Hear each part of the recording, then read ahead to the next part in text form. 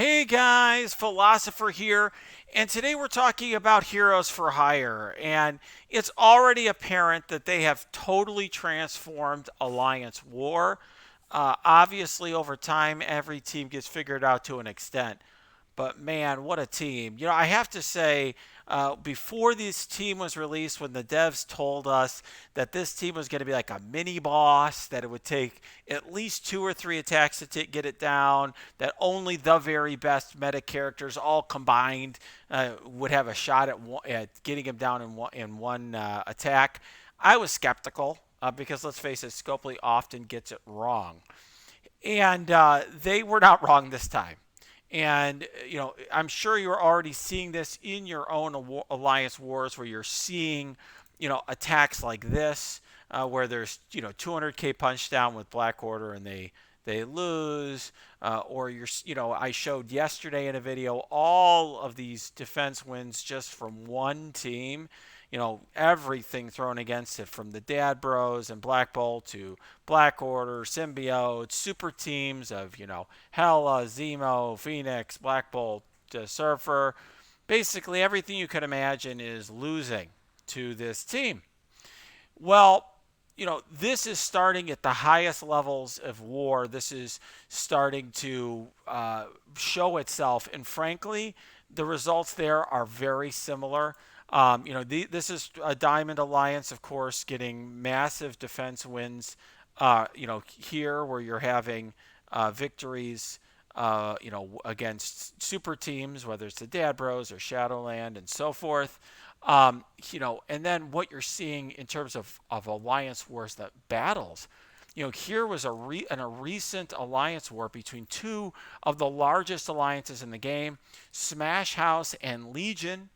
And Legion, I think, is the biggest alliance in the game. Smash House is number 3 in TCP, and Smash House ended up having, Legion had 84 defense wins against Smash House. That's insane. So if you look at some of Legion's defense wins here, 16, 7, 9, 2. I mean, Smash House really struggled. And, some of their members are saying their Kestrels were just dying on turn 1. They tried different counters. They clearly weren't working. And obviously, they're just, this is ultimately a time where we're all trying to figure out the counters. I don't fault them. But, to have 84 defense wins is insane at this level. To give you a sense, in our last war, we only had 14 losses total against another Diamond Alliance. That's usually common that both sides will be under 24 losses. And so this is a pretty radical change. It's going to change when there are full clears on both sides. It's going to change whether or not there's a full clear. Here, for example, there was not even a full clear of Legion by Smash House, which is a big change. And what we're starting to see, for example, is stuff also like this: 35 defense wins for one team. So this will change over time. We will figure out counters, but I will say this: the team is not yet solved. Now, I'm sure some of you have seen it. By the way, a fantastic video by one of the smartest guys out there, Reminex. I'm going to put a link to this in the comments. This is, he says massive punch down and says, is Heroes for Hire solved? And there's a question mark there. And I think, Reminex was wise to pose it as a question because this is 180k punch down. It's a double buffed room and it is boosted, but you have a very small Colleen wing. And she's really their main source of damage. I mean, Iron Fist ult does damage, but it's basically all Colleen. If you get Colleen down, really the team doesn't scare you nearly as much. They just have a lot of sustain. And you could see here, Reminex is talking here at this point, but you notice he's using Silver Surfer, Kestrel, and the 3 Inhumans. This has become the team that I've seen most often being tried. And there's good reason here, because Surfer on his ultimate, we'll take a look at it in a second, clears all charges. That's very important. Kestrel on her ultimate prevents revives. And then Black Bolt, when he kills anyone, and of course he has those pings, those also prevent revives. Okay, and so that's important. If we go to the fight, you will see, you know, that Reminex has a very, he has a very thick black bolt.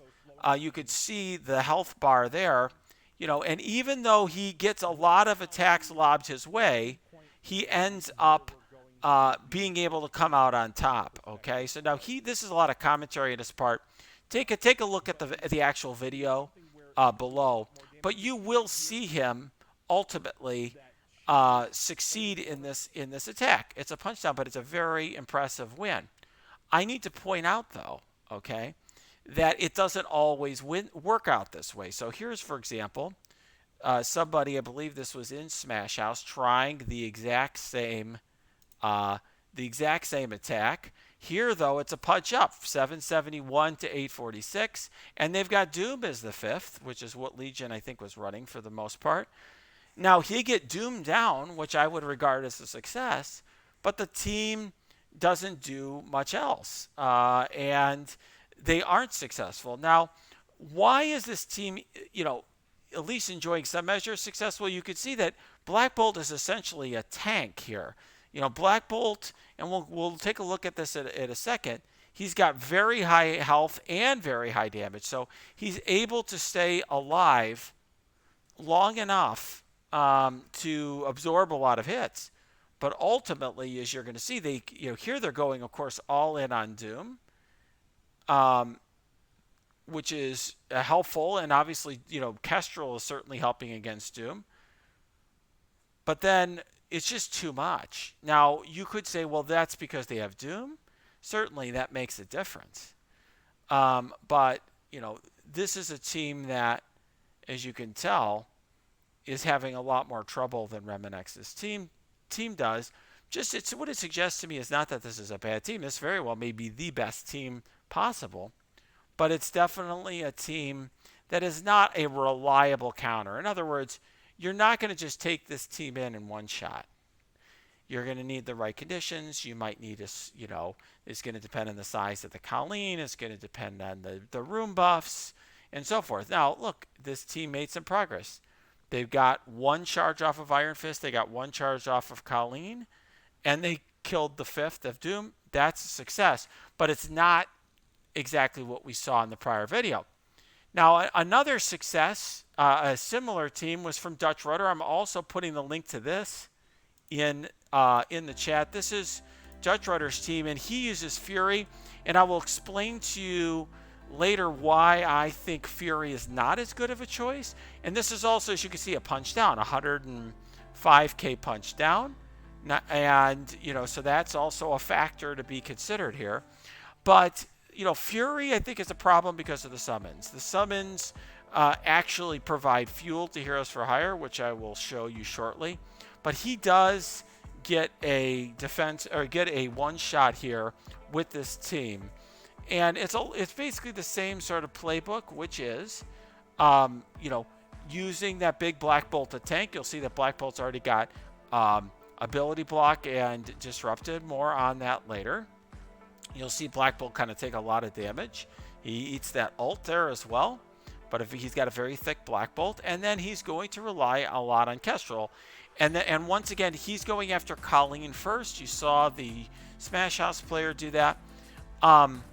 There's certainly a debate to be made regarding whether you should go after Missy first, as Reminex suggested, or Colleen. We'll get to that a little bit later as well.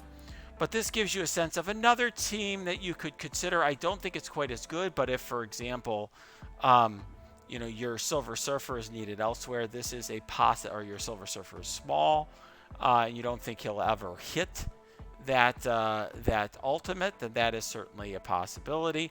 One thing I will say is, even though this team is anti-summon and so forth, it is possible that because here Fury is spreading buffs, which is very useful.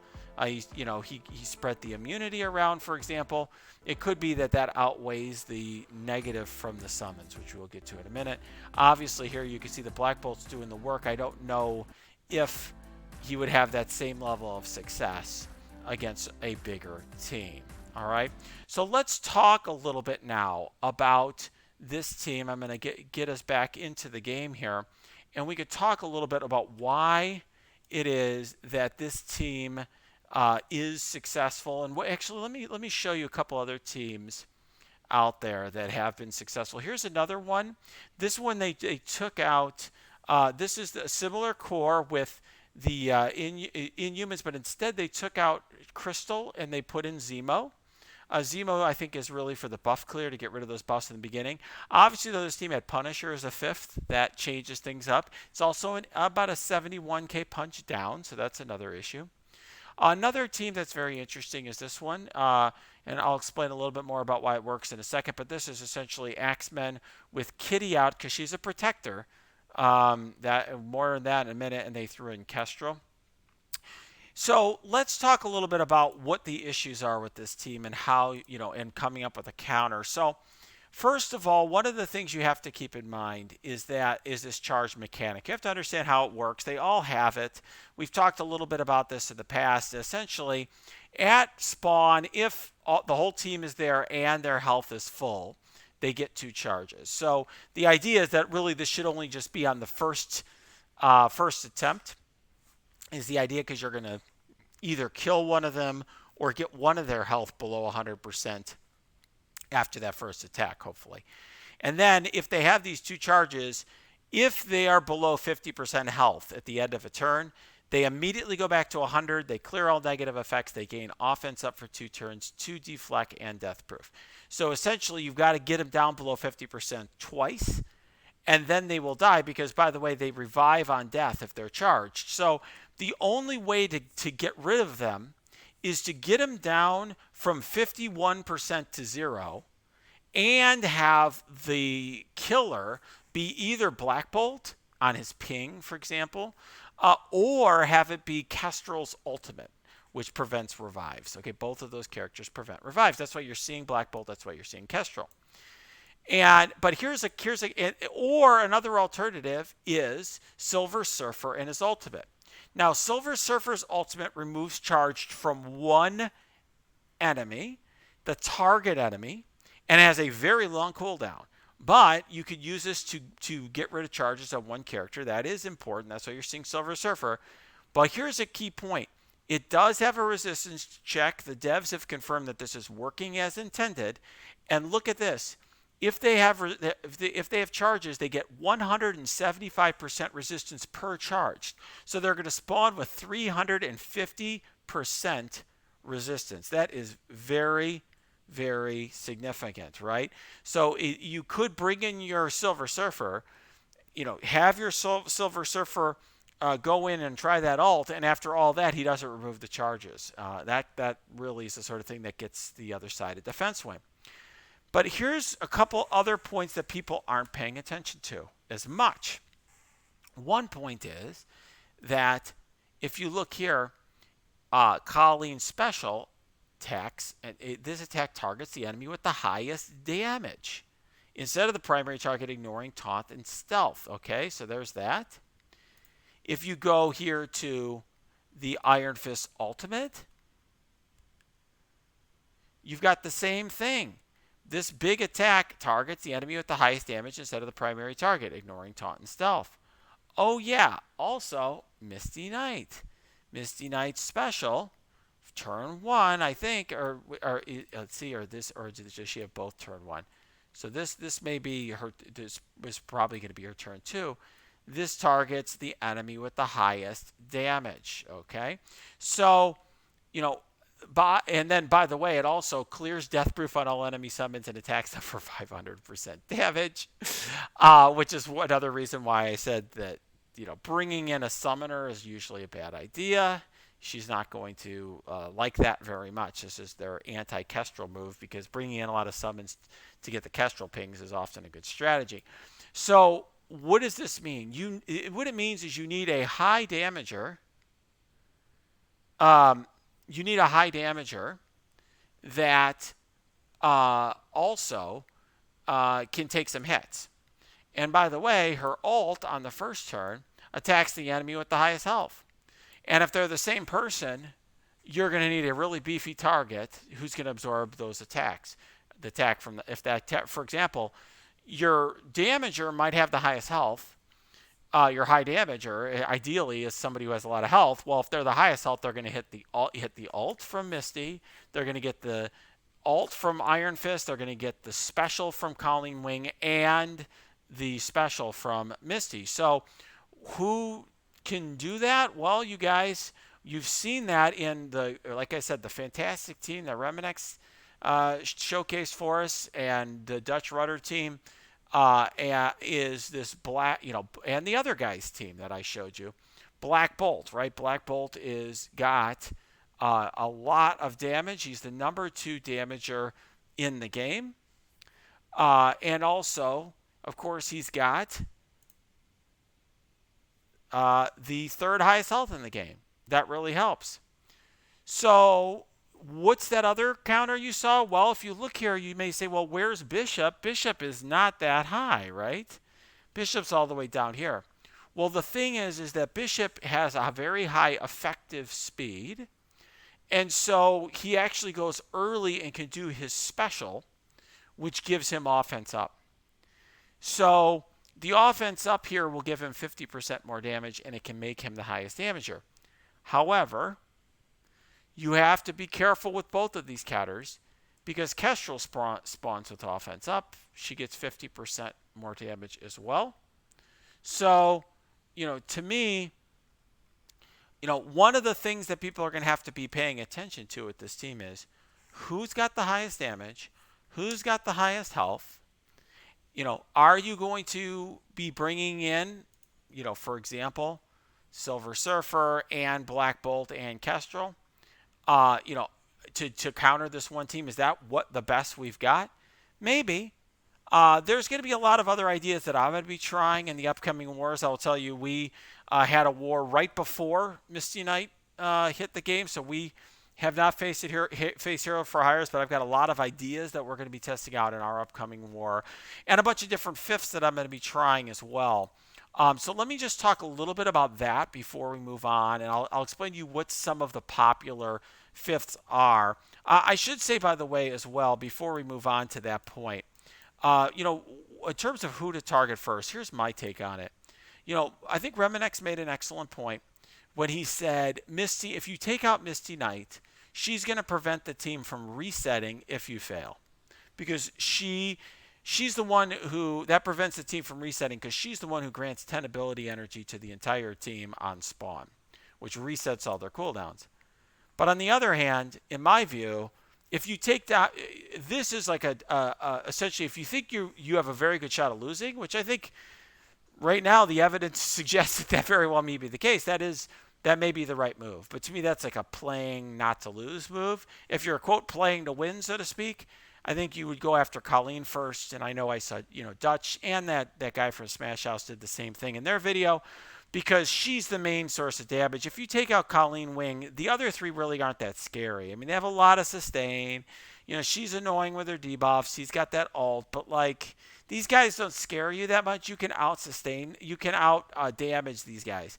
Colleen Wing is the one with the crazy damage, and the very high output. So if you take her down, I feel like you have a shot then to control the fight and get your game plan going. But until she's down, you don't. So I would be targeting her first. All right, let's talk briefly about fifths, because I've gotten a lot of questions about this. I think there are a lot of reasonable fifths, and I will tell you, I have my alliance testing out different fifths in war. I've got, in different rooms, I have it set up on every flight deck with different fifths for the enemy to test out for us in their attacks. See what the most effective ones are. Doc Ock, which you saw in some of those screenshots, I think is a reasonable choice. If people are using Black Bolt, he's going to have disrupted. He also is a character who has a lot of, but he has a lot of sustain, I think is very good. In war, the flip is something that enemies have to worry about. He can provide deflects to the folks next to him. So I think he's certainly a reasonable choice to consider.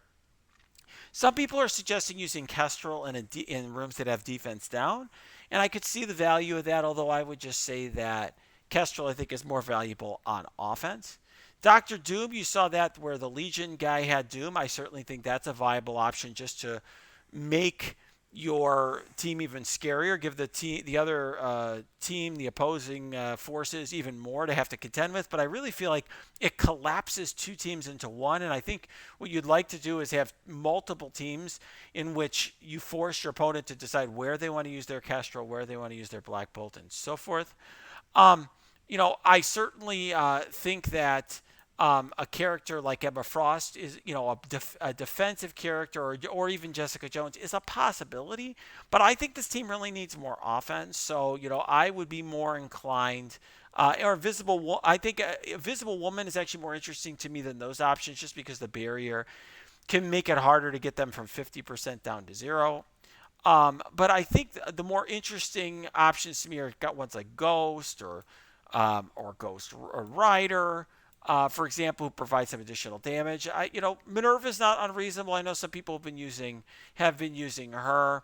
But I wouldn't use these pure defense options like Minerva or Shuri. That's sort of not where I could see this going. Killmonger is an option. So there's, I think, a lot of potential options out there. Captain Marvel, I think, is a budget option. Miss Marvel, I'm less excited about because I think her taunt isn't really needed, and I think enemy will just focus her down first.